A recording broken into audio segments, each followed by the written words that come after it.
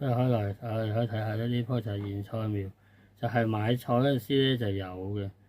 如果佢正常咧啲莧菜如果大棵嗰啲咧就應該會切咗條根，應該大概咁樣就應該唔得。如果佢應該呢棵應該佢就應該可以，因為啱啱種咗出嚟冇幾耐嘅啫，咁佢啱啱發咗芽，就睇佢嘅生命週期有啲可能2個禮拜咁，一兩個禮拜佢有咁大棵嘢。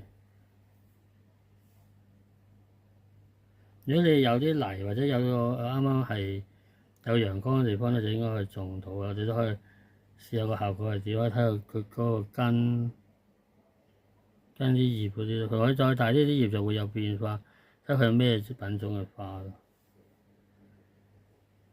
就初啲小型植物咧都會用圓形做開始咯。佢如果佢莧菜大咧，就應該係長形嘅。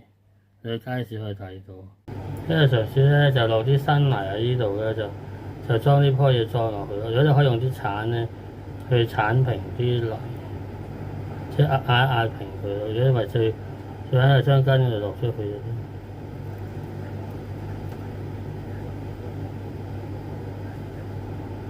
可以用啲鏟仔或者手嗰啲去壓平佢。